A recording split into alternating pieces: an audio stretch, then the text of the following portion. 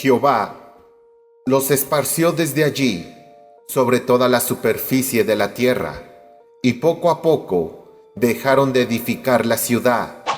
Por eso se le dio el nombre de Babel, porque allí había confundido Jehová el lenguaje de toda la tierra. Génesis, capítulo 11, versículo del 8 al 9. Antes de continuar el video, te invito a que te suscribas al canal, que lo compartas y que le des like. Activa la campanita de notificaciones para que seas uno de los primeros en recibir un nuevo video. Comencemos. ¿De verdad sucedió lo que cuenta la Biblia? ¿Comenzó de pronto toda la gente a hablar distintas lenguas? Hay quienes se burlan de la explicación que da la Biblia sobre el comienzo y la difusión de los idiomas.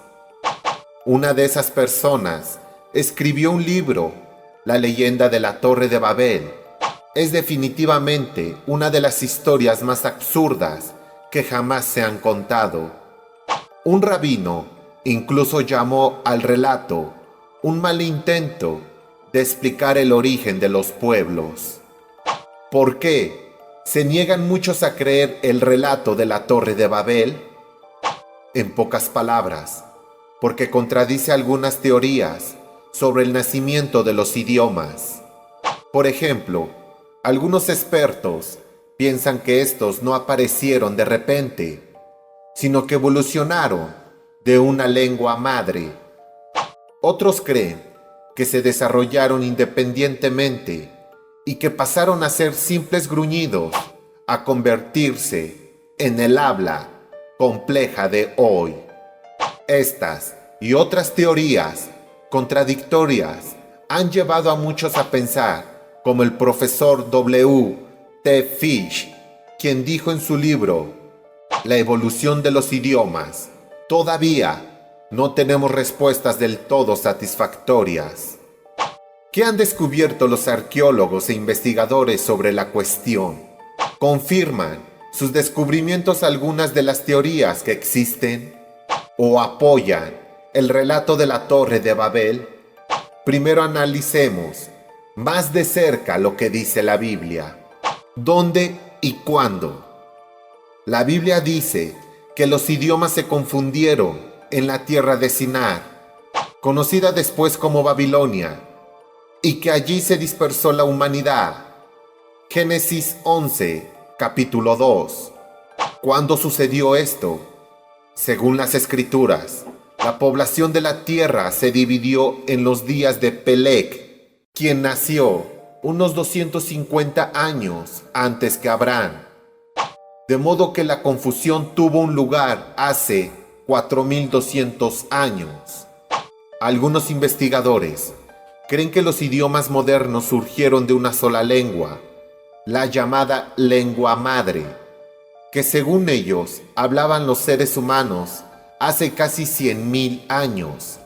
Otros afirman que los idiomas de hoy surgieron a partir de varios idiomas que se hablaban desde hace por lo menos 6.000 años.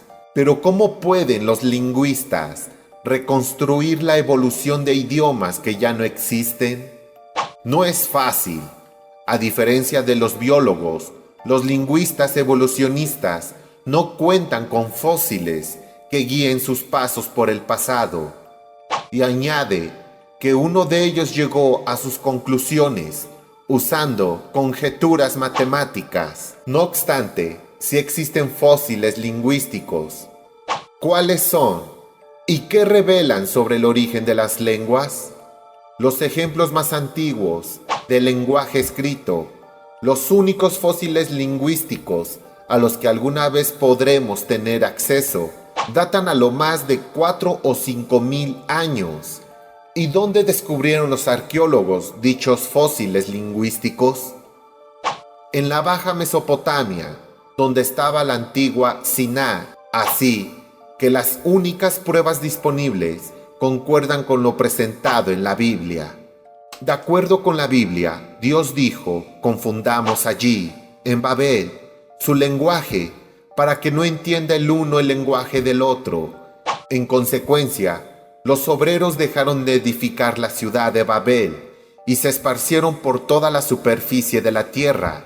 La Biblia no dice que todos los idiomas modernos hayan evolucionado de una lengua madre. Más bien, indica que aparecieron de súbito varios idiomas totalmente desarrollados, bien diferenciados de los demás y capaces de expresar todo género de sentimientos y pensamientos. ¿Y qué se puede decir de las diversas familias lingüísticas de nuestros días? Conforme los lingüistas iban explorando más a fondo los idiomas del mundo, alrededor de 7,000, de los cuales solo se analizaron unos cuantos, iban surgiendo un sinfín de diferencias inesperadas. Así es, aunque los idiomas y dialectos de una familia lingüística son similares entre sí, como el cantonés y el hakka del sur de China, son fundamentalmente distintos de las otras familias, como el catalán y el valenciano de España. ¿Cómo era el idioma original de la humanidad? La Biblia dice que el primer hombre, Adán, tuvo que crear nuevas palabras para ponerles nombre a los animales. También compuso un poema para expresar lo que sentía por su esposa, y ello pudo explicar con toda claridad los mandatos de Dios y las consecuencias de desobedecerle. De modo que el primer idioma de la historia permitía tener plena comunicación y expresarse con creatividad. Gracias que hablaban el mismo idioma, los seres humanos tenían la capacidad de coordinar sus esfuerzos, pero la confusión de las lenguas en Babel limitó esa capacidad. Ahora bien, los idiomas que surgieron eran tan complejos como el original, pero es que en cuestión de los siglos, el hombre pudo erigir grandes ciudades, reunir poderosos ejércitos y crear rutas comerciales internacionales. ¿Hubiera sido posible tal progreso sin vocabularios o gramáticas bien estructuradas? No. De acuerdo con la Biblia, el idioma original del ser humano y los que surgieron en Babel no eran un conjunto de gruñidos, sino sistemas de comunicación complejos. Según la Biblia, Jehová hizo que la gente empezara a hablar en idiomas distintos, debido a que se rebelaron contra él. Sin embargo, ha prometido dar a pueblos el cambio a un lenguaje puro, para que todos ellos invoquen el nombre de Jehová, para servirle hombro a hombro. Dicho lenguaje puro, la verdad de su palabra, está uniendo a gente de todo el planeta. Es lógico pensar, pues que en el futuro Jehová unirá aún más a la humanidad entera, dándole un solo idioma, tal como antes de la Torre de Babel.